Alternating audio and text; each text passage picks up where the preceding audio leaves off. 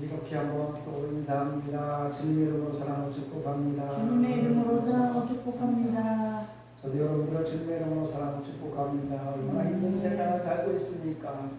하루하루가 참 알 수 없는, 한 시간 뒤로 알 수 없는 참 그런 시간을 우리가 살아가고 있는데, 그래도 우리 믿음 잘 지켜서 천국 백성 되기를 간절히 소망합니다. 한번 따라합니다. 우리가 알거니와 하나님을 사랑하는 자, 하나님을 사랑하는 자, 곧 그의 뜻대로 부르심을 입은 자들에게는 그의 뜻대로 부르심을 입은 자들에게 모든 것들이 합력하여 선을 이루느니라.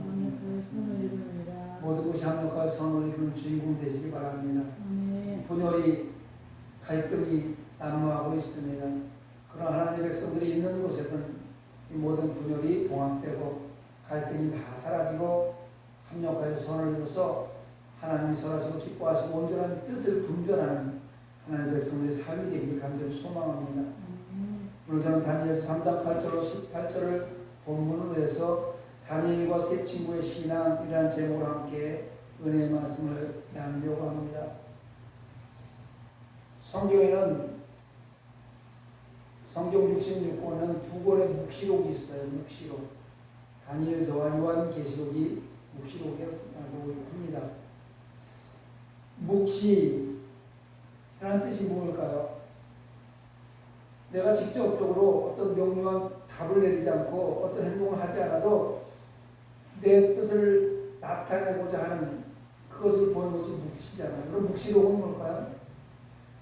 그렇게 숨겨놓은 것들을 알려준 내용을 적어놓은 글, 이게 묵시록이에요.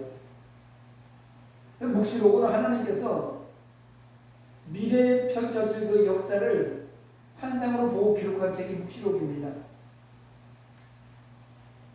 다니엘이나 요한이 살던 세상은 무척 어려웠습니다. 잘 아시다시피 다니엘이 살던 시기는 이스라엘이 망하고 바벨론 포로로 잡혀가서 포로 생활하던 종 노릇을 시기이니 얼마나 힘들고 어렵겠습니까? 또 요한계시록을 쓴 요한의 시대는 어떻습니까? 예수 믿는 하나님의 백성들을 다 잡아서 죽이는 그런 로마 시대에 반모성으로 유배되어 갔던 그 요한의 시대, 하나님의 묵시를 듣고 하나님의 주신 음성을 듣고 쓴 책이 요한계시록입니다. 이 두 시대는 성도들이 엄청난 핍박이 심했고 절망적이었기 때문에 악한 세력이 영원히 이길 것 같은 그런 세상이었어. 다시는 회복되지 않을 것 같은, 정말 이제는 내일이 보이지 않는 그런 시대이기도 했었습니다. 이러한 절망적인 상황 속에서 하나님께서 다니엘과 요한에게 보여준 미래의 역사는 사실은 천국입니다. 새하늘과 새 땅이죠. 그러므로 새하늘과 새 땅에 들어가도록 희망을 잃지 말고 끝까지 견뎌서 신앙을 지키라는 것이 묵시록의 전체적인 메시지예요. 계시록을 보여주는 것은 반드시 마지막 날은 새하늘과 새 땅이 있다, 천국이 있다, 당신들이 가야 할 곳은 천국이다, 예수 믿는 하나님의 백성들이 마지막 종착지는 천국이다, 이런 것을 알려주는 책이 묵시록이에요.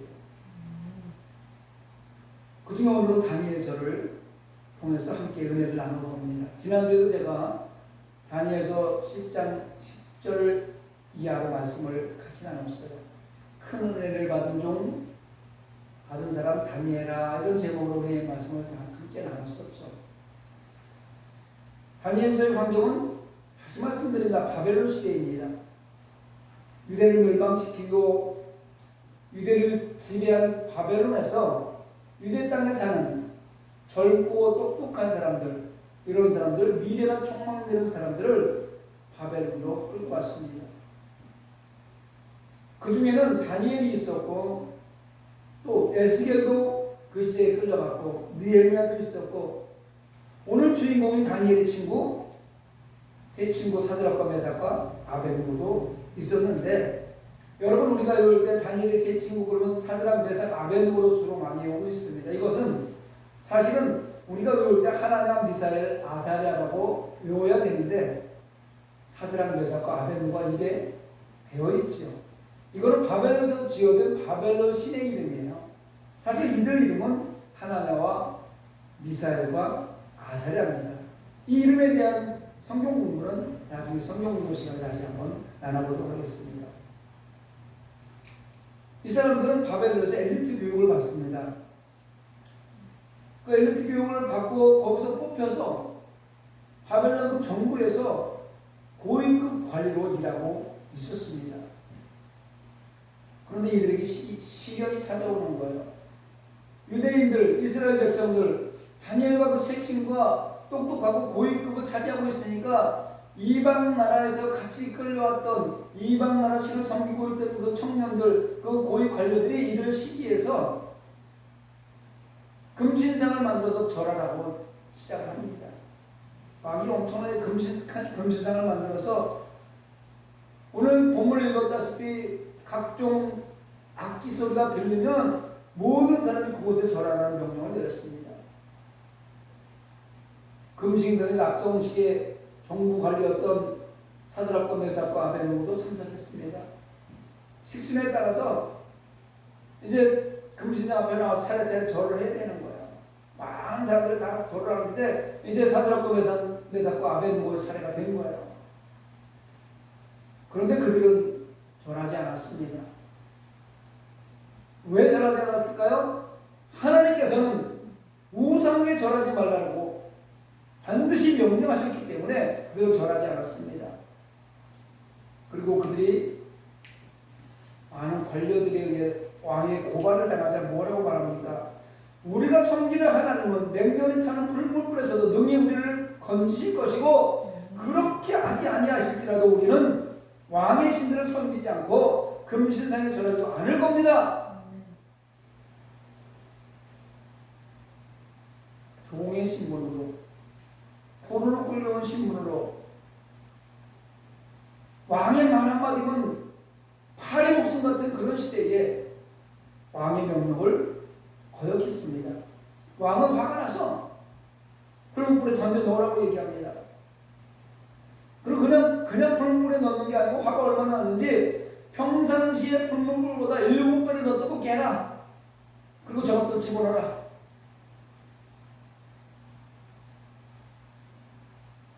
이 세 친구를 집어넣으려고 했던 옆에 사람들이 먼저 탄 거예요. 얼마나 불이 뜨거웠던지. 그리고 이들을 불 속에 집어 던져 넣습니다. 잠시 뒤에 바라봅니다. 이미 던져지는 순간에 흔적도 없이 사라져야 되는데 불에 타 죽기는커녕 한 사람이 들어서 네 사람이 불 속을 걸어 다니고 있는 거예요. 불 속에서. 마지막 한 명은 신의 아들처럼 생겼다 이렇게 성경은 이야기합니다. 다니엘서 3장 25절에 보면 그때에 느부갓네살 왕이 급히 일어나서 모사들에게 물어 이르되 우리가 결박하여 불 가운데 던진 자는 세 사람이 아니었느냐 하니 그들이 왕에 대답하여 이르되 왕이 옳소이다 하더라 하고 왕이 또 말하여 이르되 내가 보니 결박되지 아니한 네 사람이 불 가운데로 다니는데 상하지도 아니하고 그 넷째의 모양은 신들의 아들과 같도다. 왕이 지금 이야기하는 것 바라보고 세 명을 던졌는데 한 명이 늘어나서 네 명이 됐어요. 그 네 명 중에 한 명은 지금까지 보지 못했던 신의 아들 같다. 놀랄 왕이 다가와서 이야기합니다. 사드락 메삭 아벤노고야 나와서 이리 오라 하니 세 명이 나왔고 확인해 보니 머리카락 하나 그을리지 않는 전혀 불에 타지 않은 그런 모습이었습니다. 왕은 신하들에게 이렇게 명령합니다. 사드락과 메삭과 아벤노고의 하나님은 찬송할지로다. 하나님밖에 다른 신을 섬기지 아니하고 절하지 아니한 종들을 구하셨도다. 이제 이들의 하나님을 경솔히 말하는 자는 반드시 죽이고 그 집을 거름터로 만들겠도다. 이같이 사람을 구원할 다른 신은 없도다. 다니엘서 3장 28, 29절에 나오는 말씀입니다. 그 분노 속에 새 친구를 던져 넣으려고 했던 사람마저 다 죽는 7배나 더 뜨거운 불문불 속에 들어간 그 세 사람이 머리카락 하나 상하지 않고 하나님이 보호하신 그 모습을 보고 사드락과 메삭과 아벤노가 믿는 그 신은 진짜 신이다. 저들을 모함하지 말아라. 저들에 대해서 함부로 말하지 말아라. 가만두지 않겠다. 그리고 왕은 사드락과 메삭과 아벤노를 더 높은 벼슬을 줍니다. 여러분, 오늘 신앙생활은 무엇입니까? 오늘날 우리의 신앙생활은 어떻게 하고 있습니까? 하나님의 법대로, 하나님의 뜻대로, 하나님이 지시하는 방향으로 매일을 살아가는 것이 신앙인들의 삶이어야 합니다. 주일뿐만 아니라 월요일부터 토요일까지의 삶도 하나님의 말씀이 뭘 하시는지 귀 기울이고 말씀대로 살아가는 것이 신앙인들의 삶의 모습이어야 합니다. 하나님은 무슨 명령을 하든지 먼저 깨달아 알아야 하고 그 말씀대로 순간순간을 살아가는 우리가 되어야 될 줄 믿습니다. 사실 지금 대한민국의 교회 예배의 초소는 참담합니다. 금방 끝날 것 같았던 이런 전염병이 1년 7개월이 넘어가고 이 전염병으로 말미암아 통제당하는 예배의 초소는 황무지가 되어버렸습니다. 하나님의 이름을 마음껏 부를 수도 없고 기도도 마음껏 할 수 없고 찬양도 마음껏 할 수 없는 그 통제받는 지금의 시간에 믿음의 백성들이 하나님 관계가 멀어지지는 않았는지 가슴에 손을 얹고 생각해 보아야 합니다. 아니, 이미 하나님의 백성들이 하나님의 관계가 멀어져서 예외의 자리를 까마득하게 잊고 있는 사람이 너무나 많이 있습니다.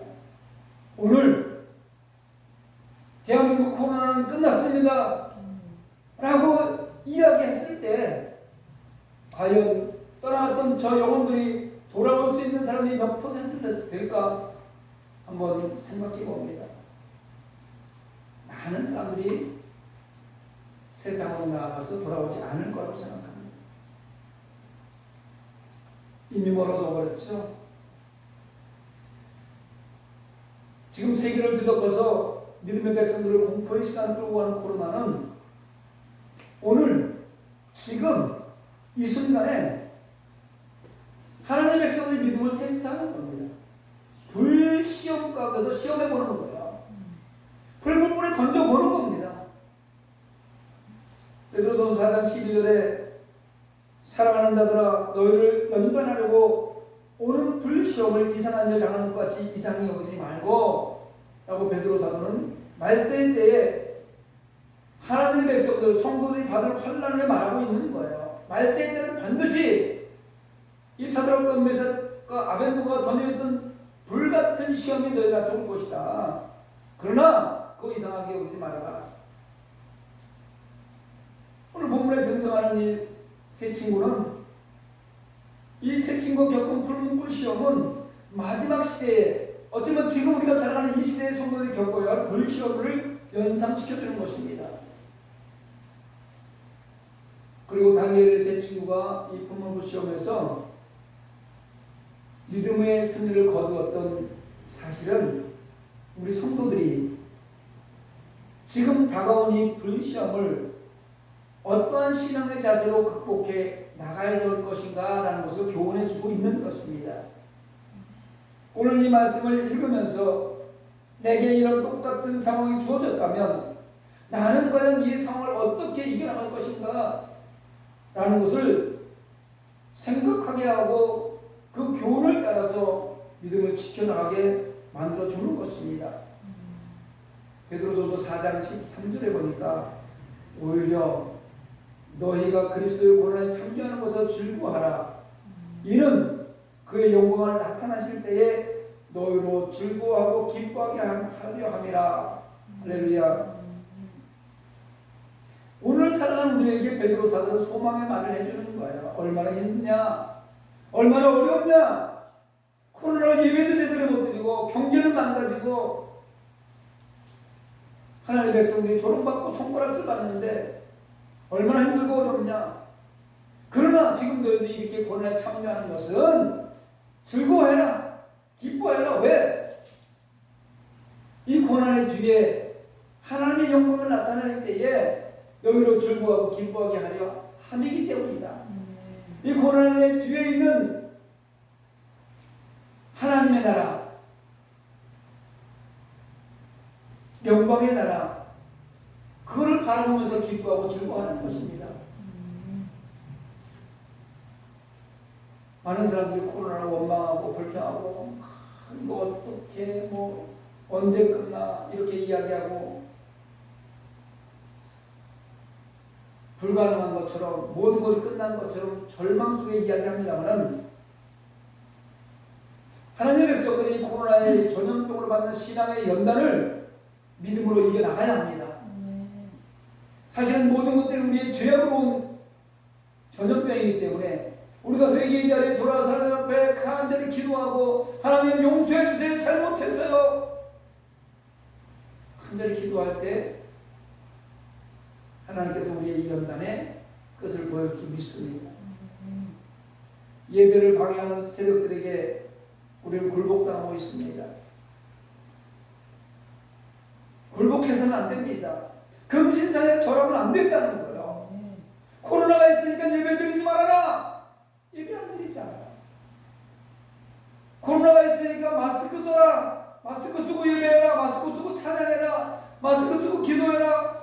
통성기도 하지 말아라. 안 하고 있잖아요.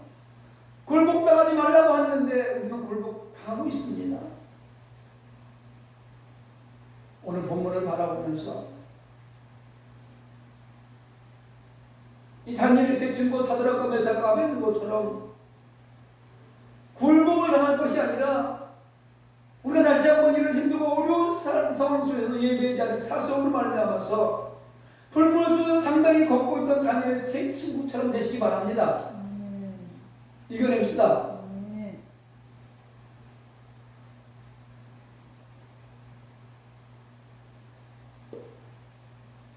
다니엘이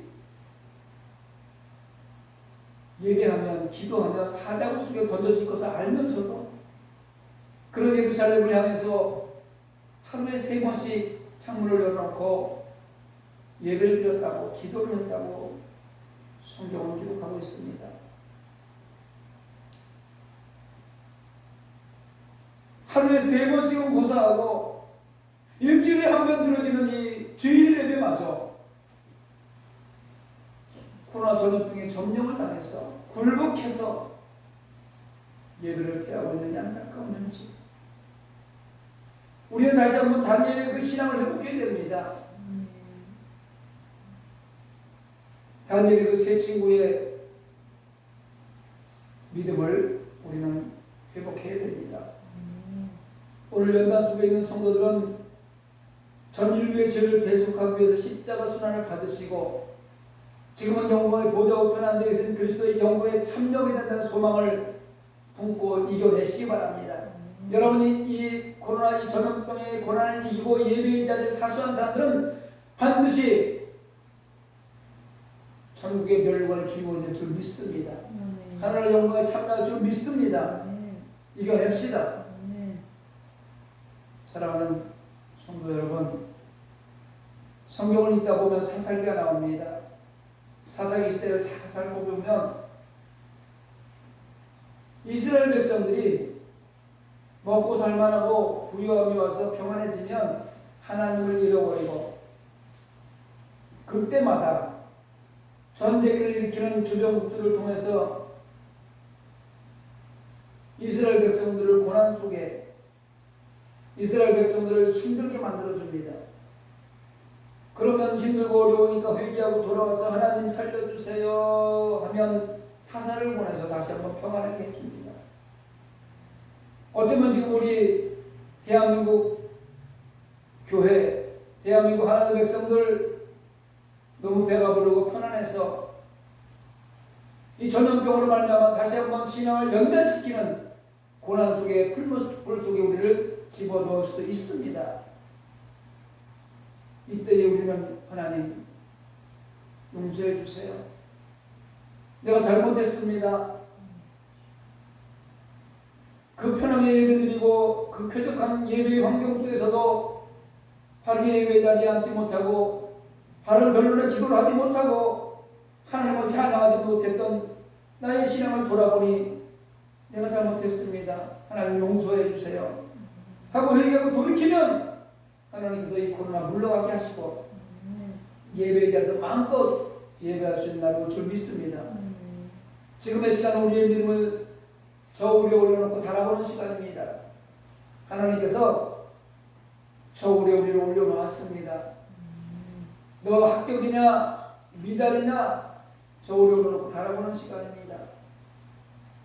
베드로전서 5장 8절에 보니까 근신을 깨어라 너의 대적마귀가 우는 사자같이 들어가며 삼킬 자를 찾나니 라고 마지막 때 일어날 마귀의 일들을 기록하고 있습니다. 마귀는요 교묘하게 살며시 소리 없이 믿음의 백성들의 삶에 파고 들어와서 시대적인 정책들을 핑계로 하나님의 백성들을 지배합니다. 여러분 잘 살펴보시기 바랍니다. 요즘에 우리나라에서 일어나고 있는 시대적인 그 정부의 정책들 한번 잘 살펴보세요. 살펴보고 근신해서 깨어 기도해야 됩니다. 차별금지법 너무나 좋은 법입니다. 세상 사람들이 다 그냥 차별금지법은 차별 없이 세상 살면 얼마나 좋습니까? 빈부 차별 없고 남녀 차별 없고 차별 없이 사는 게 얼마나 좋아요. 그러나 이 차별금지법 안에 들어있는 교묘하게 숨겨져 있는 동성애도 차별하지 말아라, 수관성애도 차별하지 말아라, 소아성애도 차별하지 말아라, 이런 것들이 다 들어있단 말입니다. 낙태법 제정, 낙태해도 그냥 내버려둬라. 여러분 성경의 낙태는 죄악입니다. 살인입니다. 이런 것들이 차별금지법이나 교묘히 숨겨 들어와 있어요. 그리고 이것을 법으로 제정하려고 하고 있습니다. 여러분이 깨어 기도해야 됩니다. 이 코로나를 통해서 하나님의 백성들을 믿음을 위축시키고 갈 바를 알지 못하고 하는 것은 참과 거짓을 분별할 수 없도록 하는 마귀의 전략이에요. 이게 진짜인가? 이게 거짓인가? 분별할 수 없도록 교묘하게 돌아가지고 긴가민가 속아 넘어가는 거예요. 진짜 이거 맞는 것 같기도 한데 가만히 좀 살펴보면 아닌 것 같기도 하고. 여러분 참은요 성경에 대한 참, 이 진리는 어떤 환경에서도 하나님께 나와 예배하는 것이 참이에요. 다른 거 없습니다. 힘들고 어렵습니까? 건강에 문제가 생겼습니까? 경제적으로 어렵습니까? 하나님 앞에 나와 예배하는 것밖에 없습니다. 그렇다면 거짓은 뭐예요?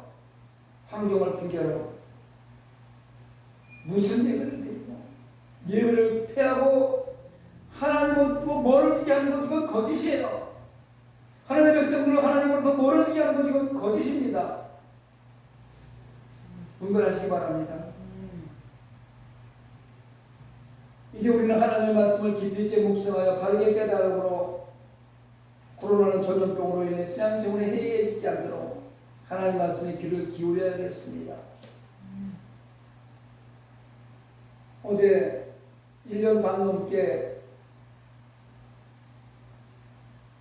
그냥 카톡으로만 연락을 주고받던, 저한테 늘 기도받으러 1년에 몇 번씩 오시던 권사님 부부가 왔습니다.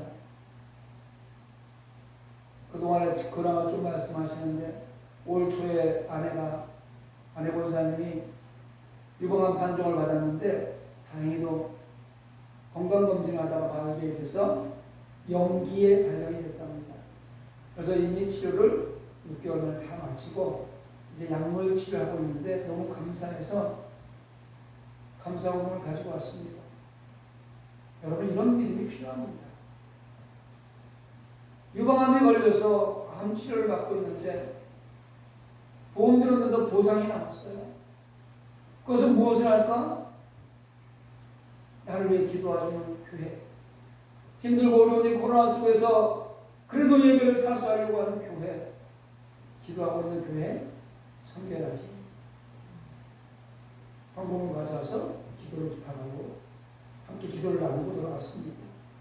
그들의 믿음을 바라보면서 그래 남은 자들이다. 저들의 기도가 반드시 다시 한번 싹이라고 잎이 나서 아름다운 열매로 이 대한민국을 끌어갈 수 있는 신앙의 본보기가 되겠다 하는 생각을 해봤습니다. 여러분 사자굴 속에 들어갈 것을 알고도 기도를 쉬지 않았던 다니엘처럼 오늘 세상의 권세물을 위협해도 코로나에 절하는 거랑 마찬가지거든요. 금신상 절하는 거 마찬가지처럼 코로나에게 절하는 거랑 마찬가지예요. 그러나 절하지 않았던 사드락 메삭 아벤느고처럼 왕이여 우리가 섬기는 하나님이 계시다면 우리를 맹렬히 타는 불법을 가운데서 능히 건져내시겠고 왕의 손에서도 건져내시리이다. 그렇게 아니하실지라도 왕이여 우리가 왕의 신들을 섬기지도 아니하고 왕이 세우신 금신상에 절하지도 아니할 줄을 아옵소서. 이렇게 고백했던 다니엘과 다니엘의 세 친구처럼 우리의 고백이 되기를 주님의 이름으로 축원합니다. 말씀을 생각하면서 우리 함께 기도하기 원합니다.